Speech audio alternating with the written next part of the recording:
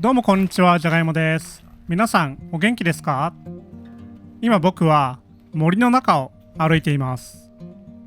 今日はですね、すごく天気がいいので、外で朝ごはんを作ろうかと思ってます。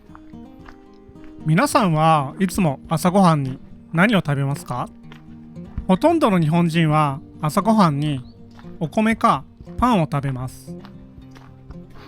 朝ごはんにお米を食べる人をご飯派、パンを食べる人をパン派って言うんですね。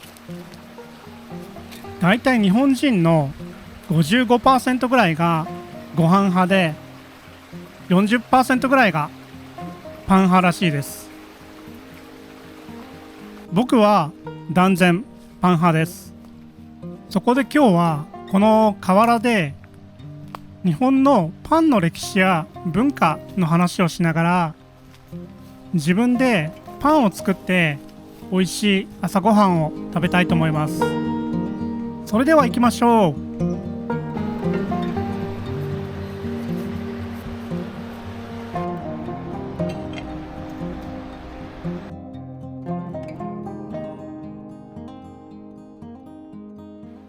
さて、河原に到着しました。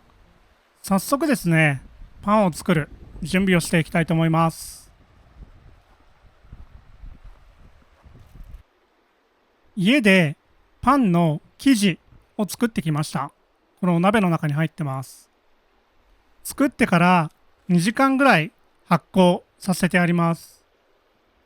僕は乳製品にアレルギーがあるので、この生地には乳製品は入ってません。今日はこの生地を使ってイングリッシュマフィンを作りたいと思います。まずはこの生地を手でちぎっていきます。発酵させた生地なのでほんのり温かいですね。適当な大きさにちぎっていきましょう。今度はちぎって小さくなった生地を手でこねてイングリッシュマフィンの形にします。こうやって平べったい形にしていくんですね。ここでしっかり形を作らないと、焼いた時にイングリッシュマフィンの形になりません。なので、このプロセスはとても重要です。僕は子供の時、粘土で遊ぶのがすごい好きだったんですよね。なんかその時のことを思い出します。全部で7個のイングリッシュマフィンの生地ができました。次はですね、この生地を約20分間温かいところで発酵させます。生地が発酵するまでちょっと時間があるので、日本のパンの歴史についてお話ししたいと思います。パンってもともとヨーロッパの食べ物だと思うんですけど、実は日本のパンにもかなり長い歴史があるんですね。今からだいたい480年前の1543年にポルトガルの人たちが船で日本に来たんですけど、そのポルトガル人が日本にパンを紹介したらしいです。日本語のパンっていう言葉もポルトガル語に由来しています。そこから日本のパン作りの歴史が始まります。でも当時は日本人にはパンを食べる習慣がなかったので、パンは主に貿易の仕事で日本に来る外国人に向けて作られていました。外国の船がたくさん来る港がある町ではパン作りが盛んに行われていたそうです。でも江戸時代に入ると日本は鎖国って言って外国との交流をやめてしまったんですね。これによって日本のパン作りは衰退してしまいました。鎖国の最中も日本はオランダとは貿易をしていて、当時は日本に住むオランダ人の商人だけに向けてパンが作られていたそうです。でも江戸時代の後期になるとまたパンがたくさん作られるようになりました。なぜかというとパンは保存が効いて持ち運びが簡単なので、武士たちが戦場で食べる食事としてとても便利だったんですね。侍たちが戦場でパンを食べてる姿を想像するとちょっと面白いなって思っちゃいます。発酵が終わりました。さっきより生地がちょっと大きくなってるのが見てわかると思います。で、本当は河原で焚き火をしながらパンを焼きたかったんですけど、昨日雨が降って地面がちょっと濡れているので、今日はこれを使いたいと思います。これはカセットコンロと呼ばれるもので、このガスの缶をセットして利用します。鍋をカセットコンロの上にセットして火をつけます。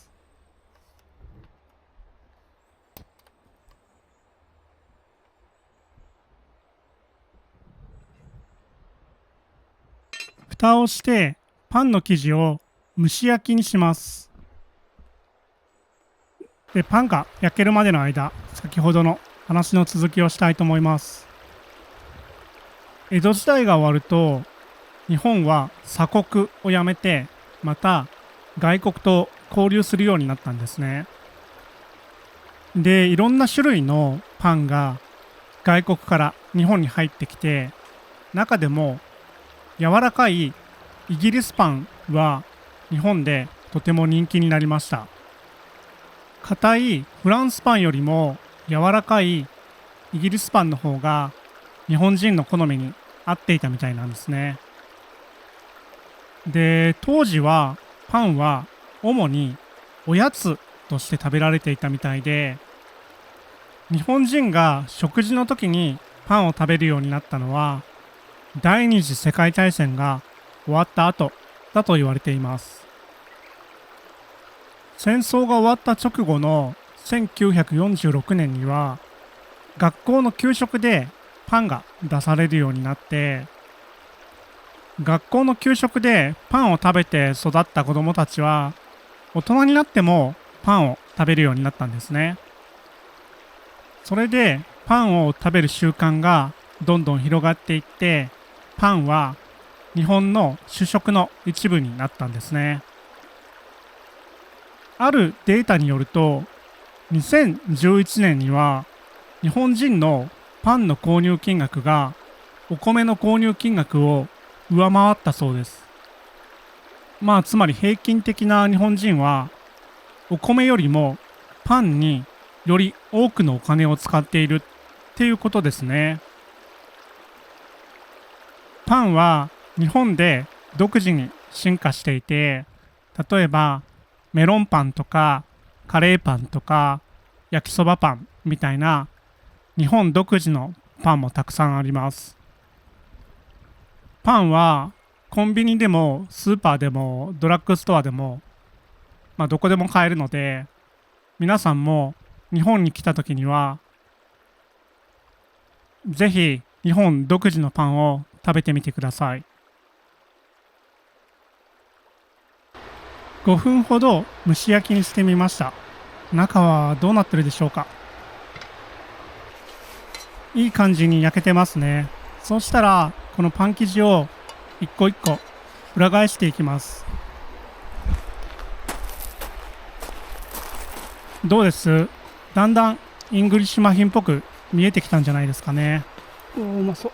すごく美味しそうな香りがします。また蓋をします。そしたら裏面を5分ぐらい焼きます。5分経ったので蓋を開けてみましょう。どうかな。美味しそうに焼けてますね。僕はイングリッシュマフィンをよく作るんですけど、これはかなりよくできてる方だと思います。完璧な仕上がりだと思います。両面とも綺麗な焼き色がついていて、本当美味しそうにできました。残りのパン生地も焼いていきましょう。だいたい2回目はもう鍋が熱くなってるので1回目より早く焼けるんですよね。先ほどと同じように蓋をして蒸し焼きにします。この2回目が焼けたら焼きたてのイングリッシュマフィンを食べたいと思います。さてどうでしょうか。おー、美味しそうに焼けてますね。裏面はちょっと焦げちゃってますけど、まあこれぐらいは大丈夫でしょう。ちょっと火が強すぎたかもしれませんね。さて7個のイングリッシュマフィンが出来上がりました。イギリスの人に認めてもらえるかは分かりませんが、日本人が作ったイングリッシュマフィンとしてはよくできていると思います。熱っ。イングリッシュマフィンを2つに割ってみます。中までしっかり火が通ってますね。今回は蜂蜜と植物性のマーガリンを用意しました。先ほども言ったように僕は乳製品にアレルギーがあるのでバターは使えません。パンにマーガリンを塗ります。そして蜂蜜をたっぷりかけて食べたいと思います。いただきます。うまっ。めちゃくちゃうまいです。外側はカリカリしていて、中はふわふわしていて、とてもよく焼けています。パンだけだとあんまり栄養バランスが良くないですよね。僕は毎朝スムージーを作って飲むんですけど、河原だとスムージーが作れないので、この野菜ジュースを飲みたいと思います。とてもお腹が空いているので、もう一つ食べたいと思います。皆さんは自分が天才だと感じることってありますか？例えば物事がすごくうまくできた時とか。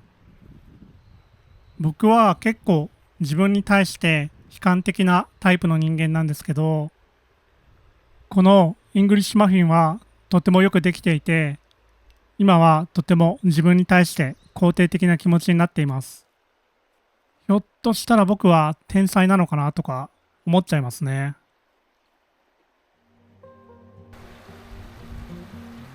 とても美味しい朝ごはんを食べたので、今日はいいスタートが切れそうです。今日は家に帰ってから仕事があるんですが、一日頑張れそうな気がします。ということで、今回の動画、この辺で終わりにしたいと思います。僕は日本人なので、本当はイングリッシュマフィンじゃなくて、日本料理を作るべきだったかもしれませんね。また料理の動画を作る機会があれば、伝統的な日本料理を作りたいと思います。この動画が面白かったり参考になったという方は、ぜひチャンネル登録、高評価、コメントよろしくお願いします。ではまた次の動画もしくはポッドキャストでお会いしましょう。じゃがいもでした。さようなら。